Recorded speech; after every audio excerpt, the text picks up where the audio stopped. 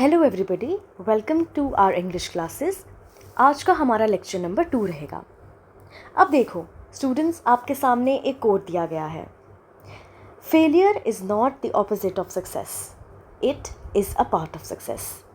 अब इस कोट से क्या संदेश देता है ये आपको कोट? ये कोट संदेश देता है आपको कि जितने भी स्टूडेंट्स किसी वेरियस जेके एसएसबी के एग्ज़ाम्स के लिए, कोई जेकेपी के कांस्टेबल के लिए पढ़ रहा है, कोई जूनियर असिस्टेंट के लिए पढ़ रहा है, या वेरियस एसएससी के एग्ज़ाम्स के लिए पढ़ रहे हैं, अगर अनफॉर्चुनेटली आपकी लाइफ में फेलियर्स आ रहे हैं, आप अटैम्प्ट पे अटैम्प्ट दे रहे हैं और फेलियर्स आ रहे हैं, तो आपको दिल नहीं हारना है, क्योंकि जो फेलियर है वो आपकी जर्नी का पार्ट है। सक्सेस जो आपको मिलने वाली है वो उसका पार्ट है। इसलिए हिम्मत मत हारें, डटे रहें, अपनी मेहनत करें और लक्ष्य को ज़रूर पाएं। क्योंकि अगर एल्बर्ट आइंस्टाइन यही सोच रहे कि बल्ब की इन्वेंशन में उनको कितना फेलियर फेस करना पड़ा है, 999 टाइम्स उनको फेस करना पड़ रहा है फेलियर, लेकिन जब उन्होंने 1000 टाइम उस चीज़ को पे एक्सपेरिमेंट किया तो बल्ब की जो डिस्कवरी थी वो 1000 टाइम पर हो पाई। तो इसलिए स्टूडेंट इसी एग्ज़ाम्पल को अपने दिमाग में रखिए और डटे रहें, मेहनत करें और भगवान आपको, गॉड ज़रूर आपको कामयाबी देंगे। ठीक है, तो इसी के चलते हम अपना पुराना लेक्चर थोड़ा सा रिवाइज़ करते हैं कि हमने लास्ट लेक्चर्स में क्या किया था। लास्ट लेक्चर्स में हमने टाइप्स ऑफ नाउन्स पढ़े थे, जिसमें हमारा कॉमन नाउन था,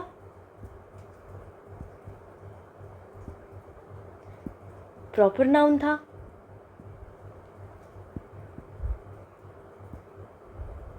मटीरियल नाउन था, एब्स्ट्रैक्ट नाउन था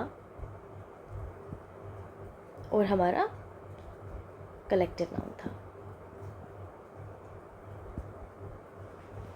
राइट? अब मैं आपको आज के सेशन में कुछ इम्पॉर्टेंट पॉइंट्स बताने लगी हूँ जो आपको वेरियस एग्जाम्स में हेल्प करेंगे।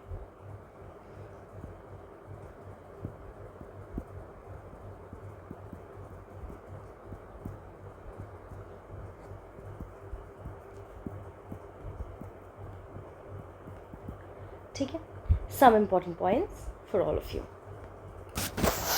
तो अगर हम बात करते हैं हमारे रूल नंबर 1 की, तो अगर आप कोई भी अपनी लाइफ में कोई इंग्लिश का सेंटेंस फॉर्म करते हैं तो वो मेजरली 3 पार्ट्स में डिवाइडेड होता है। हमारा सब्जेक्ट, हमारा वर्ब और हमारा object. For example, Mohan is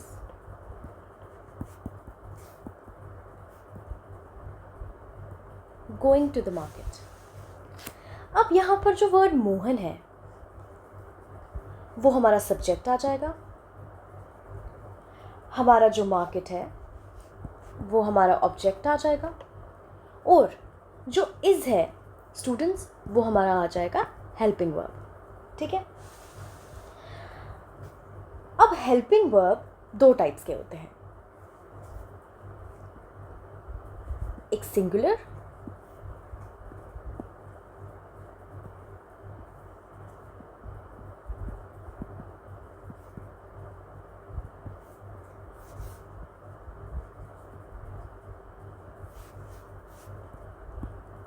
और एक plural.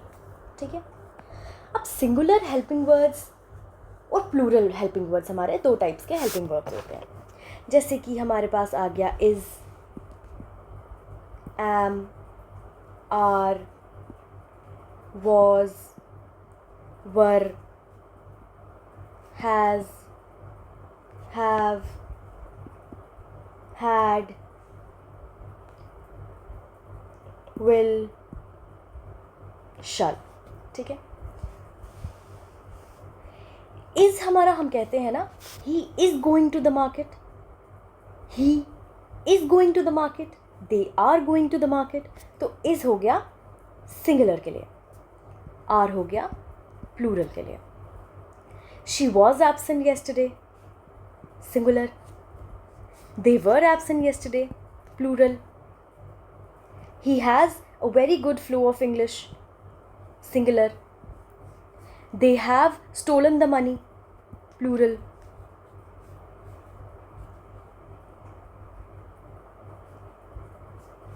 I will go to the market, singular. They will go to the market plus plural. ये जो will है ये सिंगुलर के लिए भी यूज़ होता है, प्लूरल के लिए भी यूज़ होता है. shall, ये भी सिंगुलर के लिए भी यूज़ होता है और प्लूरल के लिए भी यूज़ होता है. अगर एक पर्सन काम कर रहा है उसको भी हम कह सकते हैं he shall be working yesterday, he shall be working tomorrow, they shall be working tomorrow. ठीक है.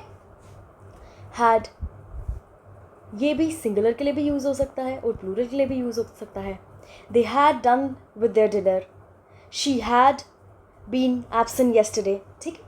ये जो दो वर्ड्स हैं had और will और shall, ये प्लूरल के लिए भी यूज़ हो सकते हैं और सिंगुलर के लिए भी यूज़ हो सकते हैं. तो अच्छा, अब हम बात कर रहे थे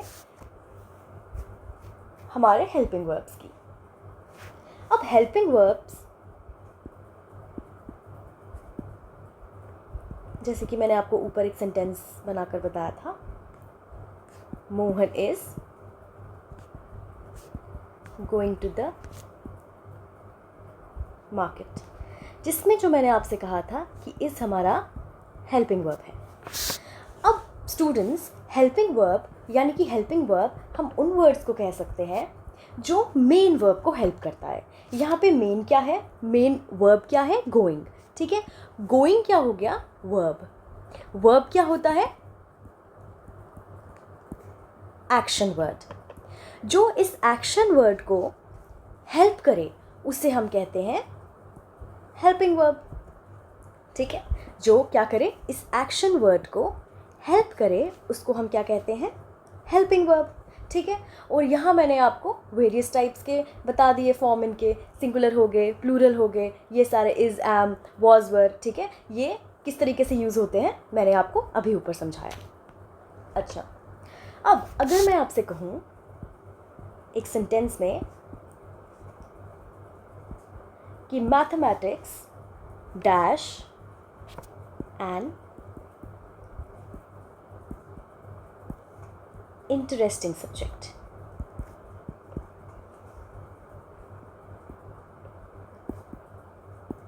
Politics dash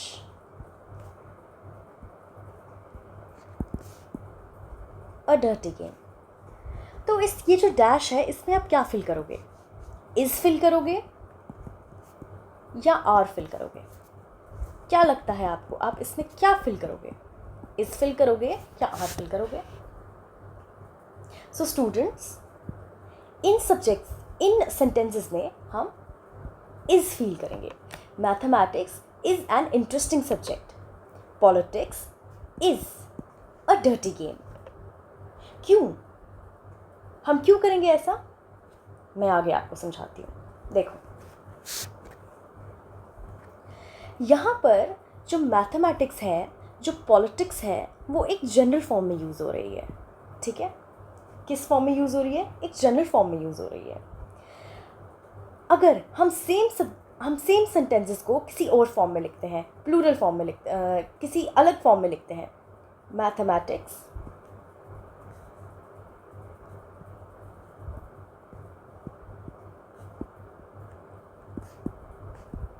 the mathematics of Ram dash strong. The politics of Jammu and Kashmir dash dirty. अब इनमें हम क्या लिखेंगे? इज लिखेंगे या आर लिखेंगे? तो स्टूडेंट्स, इन सब्जेक्ट्स में हम लिखेंगे are. The mathematics of Ram are strong. The politics of Jammu Kashmir are dirty. अब आप बोलोगे कि मैम इन सेंटेंसेस में आपने इज़ क्यों यूज़ किया? इज़ क्यों यूज़ किया? और इन सेंटेंसेस में आपने आर क्यों यूज़ किया? यहाँ पे आपने आर यूज़ किया. क्यों है ऐसा? क्योंकि स्टूडेंट्स देखिए, अब हमारे पास दो टाइप्स के सेंटेंसेस आ गए. Mathematics is an interesting subject. The mathematics of Ram are strong. तो इसमें हम स्पेसिफिकली राम के बारे में बात कर रहे हैं। क्या इसमें हम किसी के बारे में बात कर रहे हैं? कोई स्पेसिफिक किसी व्यक्ति के बारे में, किसी पर्सन के बारे में बात कर रहे हैं? किसी सिटी के बारे की पॉलिटिक्स के बारे में हम बात कर रहे हैं? नहीं कर रहे हैं। तो जहाँ पर ऐसे वर्ड्स हों जहाँ पर हम किसी की स्पेसिफिसिटी के बारे में बात ना करें, वहाँ पर हम सिंगुलर फॉर्म यूज़ करते हैं, सिंगुलर फॉर्म यूज़ करते हैं। और यहाँ पर जहाँ पर हम किसी की स्पेसिफिसिटी के बारे में बात करें, किसी की स्पेसिफिसिटी के बारे में बात करें, सिटी सी जम्मू कश्मीर की पॉलिटिक्स के बारे में बात कर रहे हैं, स्पेसिफिसिटी के बारे में बात कर रहे हैं, तो ऐसे सेंटेंसेस में हम आर का प्रयोग करते हैं, आर का यूज़ करते हैं। आपको समझ आ रही है मेरी बात? ऐसे सेंटेंसेस जिनमें हम स्पेसिफिसिटी नहीं यूज़ करते, एक जनरल वे में कर रहे हैं, कहना चाह रहे हैं, उसमें हम सिंगुलर हेल्पिंग वर्ब्स का यूज़ करते हैं, सिंगुलर हेल्पिंग वर्ब्स। और ऐसे सेंटेंसेस जिसमें हम स्पेसिफिकली नाम लेकर कह रहे हैं कि इस सिटी की पॉलिटिक्स, इस पर्सन का मैथ्स, उसमें हम हेल्पिंग वर्ब्स को प्लूरल फॉर्म में यूज़ करते हैं। ठीक है, मैं आपको यहाँ पे समझा देती हूँ। जनरल फॉर्म में जो यूज़ हो उनमें हम सिंगल हेल्पिंग वर्ब्स यूज़ करते हैं, और स्पेसिफिकली अगर हम किसी पर्सन, प्लेस,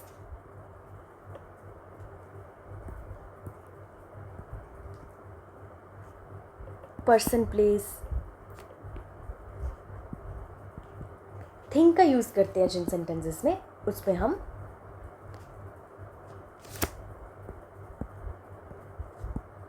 प्लूरल फॉर्म के हेल्पिंग वर्ब्स को यूज़ करते हैं।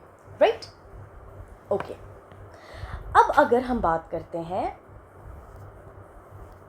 कुछ वर्ड्स की, जो कि मैं आपको अभी बताती हूँ। Okay. Mathematics, politics, economics, news, civics, athletics, measles, mumps, rickets.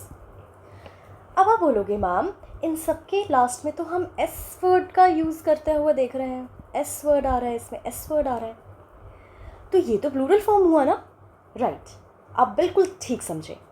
इनकी जो फॉर्म है वर्ड्स की वो है प्लूरल, लेकिन इनका जो मीनिंग है वो क्या है?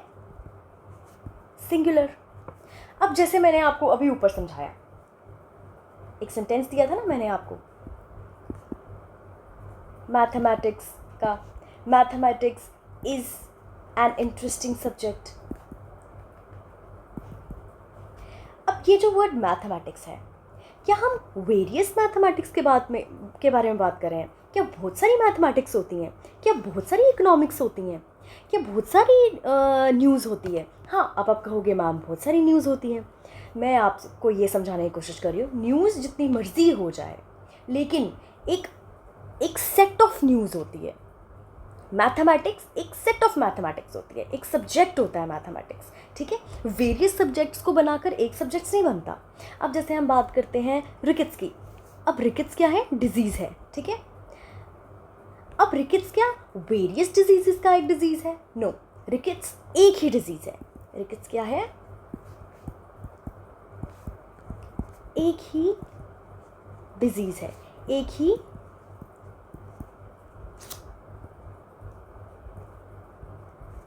बीमारी है। मम्प्स क्या है? एक ही बीमारी है। इकोनॉमिक्स क्या है? एक ही सब्जेक्ट है। सिविक्स क्या है? एक ही सब्जेक्ट है। न्यूज़ क्या है? एक ही सेट है। तो ऐसे वर्ड्स, ये जो मैंने आपको समझाए ऊपर, इनकी फॉर्म क्या है? प्लूरल, लेकिन इनका मीनिंग क्या है? मीनिंग है इनका सिंगुलर। ठीक है, right? Okay.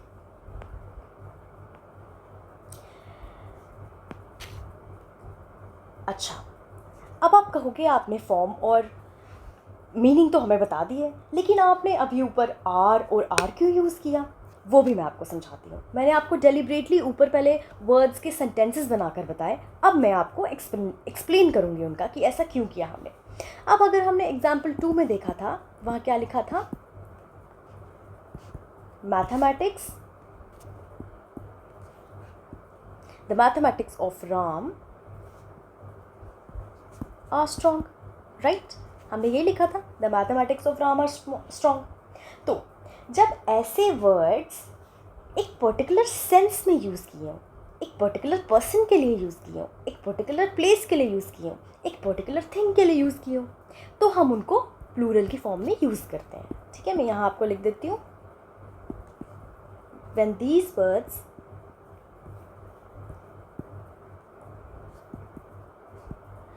these words are used in context with some particular, मतलब स्पेसिफिक, हमने प्रोनाउन में क्या पढ़ा था, पर्टिकुलर, स्पेसिफिक, एग्जैक्ट, ठीक है, एग्जैक्ट, पर्टिकुलर, ठीक है, के लिए यूज़ किए गए हों, पर्टिकुलर पर्सन के लिए, प्लेस के लिए, थिंग के लिए यूज़ किए गए हों, यानी कि इनको हमने पर्टिकुलराइज किया हो, तो ऐसे वर्ड्स के साथ हम प्लूरल फॉर्म ऑफ हमारे क्या हो गए, हेल्पिंग वर्ब्स यूज़ करते हैं, राइट।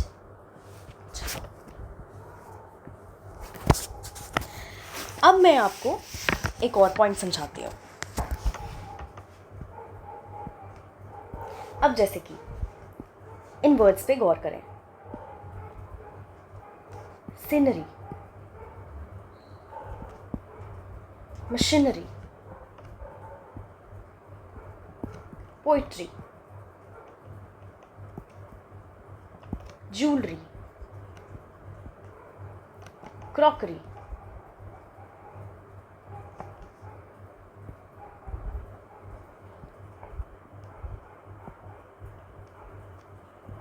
लगेज,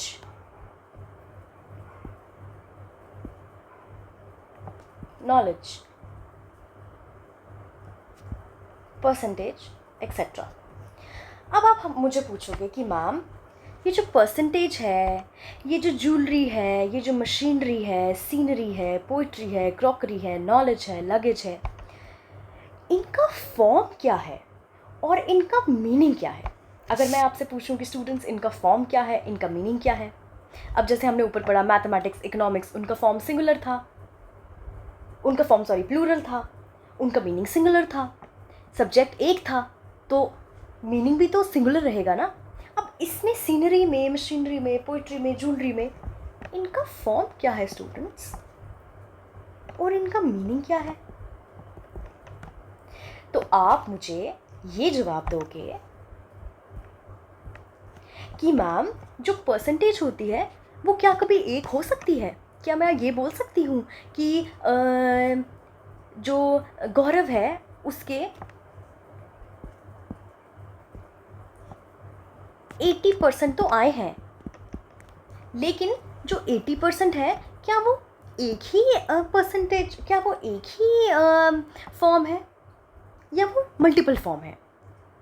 क्या मल्टीपल फॉर्म्स हो सकती हैं कभी परसेंटेज, क्या जो नॉलेज है वो कभी मल्टीपल फॉर्म्स हो सकती हैं। नॉलेज तो एक ही होती है।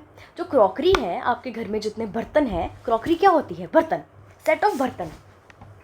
तो क्या वो, आप तो कहोगे कि मैम वो बड़े सारे बर्तन होते हैं, लेकिन क्रॉकरी हम किसको कहते हैं। आप कभी बाज़ार में जाओगे, आप उन्हें कहोगे कि हमें क्रॉकरी दिखाएं, तो वो आपको पूरा एक सेट देंगे, उस सेट को हम बोलते हैं क्रॉकरी।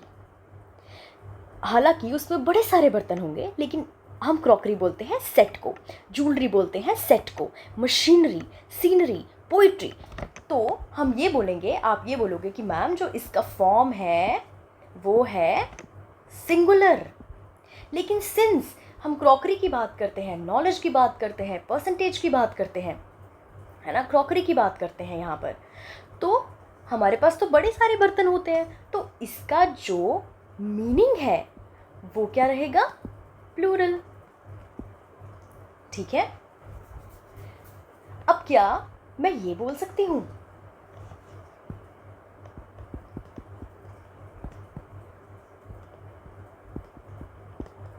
कि लिटिल नॉलेज डैश डेंजरस? चलो मैं आपको एक सेंटेंस पूछती हूँ, आपके लिए एक, आप समझ लो एक टास्क है, बताओ इसमें क्या आएगा? लिटिल नॉलेज डैश डेंजरस, मैंने क्या बताया आपको? जो नॉलेज है उसका फॉर्म क्या है? सिंगुलर। जो सिंगुलर होता है उसके साथ क्या लगता है? इज़ या आर? बताओ मुझे क्या लगता है उसके साथ? आप बोलोगे मैम आपने अभी ऊपर एक्सप्लेन किया उसके साथ इज़ लगता है, तो क्या हम यहाँ पर इज़ डाल सकते हैं? जी बिल्कुल। Little knowledge is dangerous. तो ऐसे वर्ड्स जिनका फॉर्म सिंगुलर है और मीनिंग क्या है? प्लूरल, ऐसे वर्ड्स जिनका फॉर्म सिंगुलर है और मीनिंग क्या है? प्लूरल, वो किसके साथ अग्री करते हैं?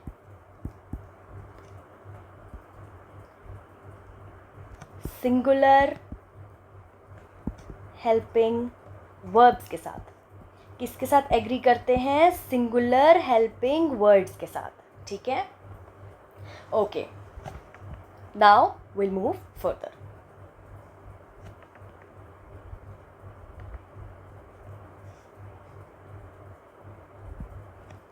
अच्छा, अब कुछ और वर्ड्स देखें। scissors, pants, trousers, shorts, wages, congratulations, regards। अच्छा, अब जैसे आप वर्ड्स देख पा रहे हैं, सिजर्स हो गया, पैंट्स हो गया, ट्राउजर्स हो गया, शॉर्ट्स हो गया, वेजेस हो गया, कॉन्ग्रेचुलेशंस हो गया, रिगार्ड्स हो गया। अब हम कभी ये नहीं बोलते हैं, हम हमेशा इन वर्ड्स हम कभी भी ये नहीं बोलते हैं मुझे सिजर देना, मुझे पेंट देना, मुझे ट्राउज़र देना, मम्मा मेरी शॉर्ट कहाँ है? अब जब सबकी जॉब लग जाएगी आपको तनख्वाह मिलेगी, तनख्वाह क्या हो गई? वेजेस। ठीक है।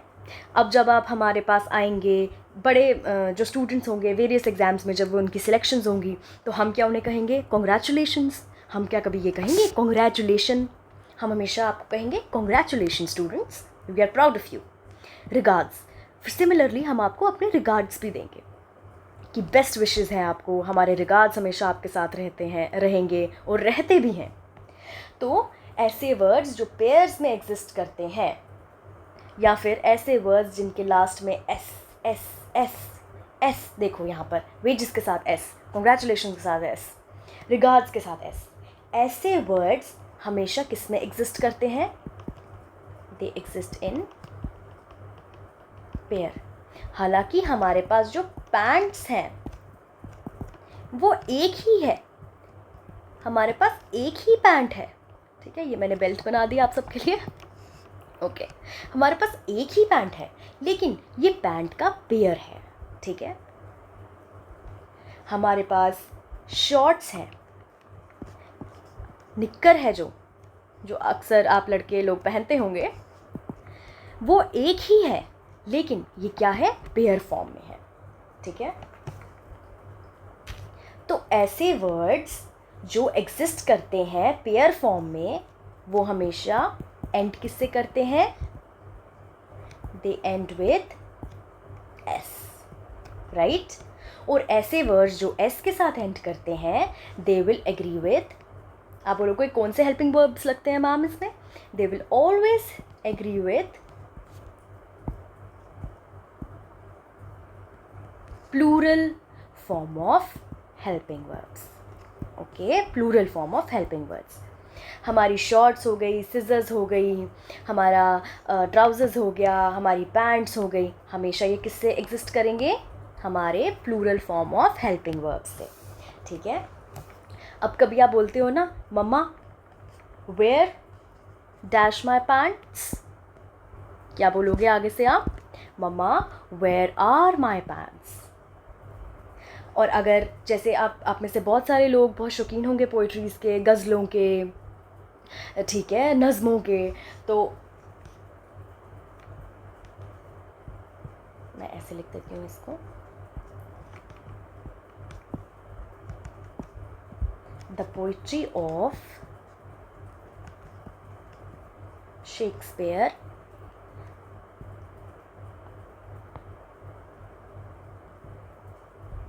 dash really beautiful and interesting। तो क्या लिखोगे आप यहाँ पर? अगर मैं आपको दूँ एक टास्क करने के लिए, क्या लिखोगे? इज़ लिखोगे या आर लिखोगे? पोइट्री क्या लिखोगे आप? एक कविता है, क्या लिखोगे? कविता तो एक ही होती है। ये कविता आप पढ़ रहे हो, बहुत सारे लोग शौकीन होंगे कविता पढ़ने के, तो कविता एक होती है या बहुत सारी होती हैं? अगर आप एक वर्ड पे पढ़ोगे, जैसे किसी को कोई कविता रिसाइट करनी है, कोई पोएम रिसाइट करनी है, तो एक ही पोएम रिसाइट करेगा ना, तो यहाँ हम लिख देंगे is. The poetry of Shakespeare is really beautiful and interesting.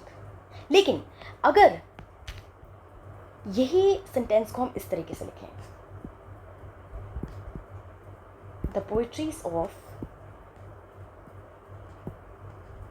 Shakespeare, I'm sorry, dash really interesting। तो इसमें क्या लिखोगे? पोइट्रीज़ हैं, बहुत सारी हैं, क्या लिखोगे? इसमें हम लिखेंगे मैम, इसमें हम लिखेंगे आर, ठीक है, क्योंकि इसमें एस है, पोइट्रीज़ है, लिखेंगे आर। क्या लिखेंगे हम? इसमें लिखेंगे आर। तो लास्ट में इन सब का इसका निचोड़ क्या निकलता है?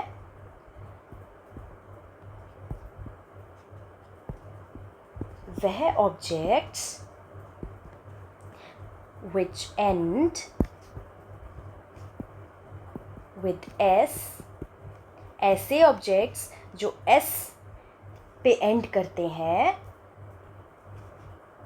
वो क्या होते हैं? पेयर। और पेयर के साथ क्या लगता है हमारा? प्लूरल। क्या लगता है हमारा? Plural helping word. क्या लगता है हमारा? Plural helping word. ठीक है, ऑल राइट। क्या लगता है हमारा? Plural helping word. तो ये रही हमारी आज की class. Hope you all enjoyed. And अब आप अच्छे से इसको पढ़ाई करेंगे और मेहनत करेंगे and you will work on your self for a better future. Okay everybody, good luck. ठीक है, आप इसको अच्छे से रिवाइज़ करें। मैंने आपको 3 इंपॉर्टेंट पॉइंट्स बता दिए हैं, इसको नाइसली रिवाइज़ करें और आप हमारा पूरा लेक्चर देखें। और all the best. Thank you.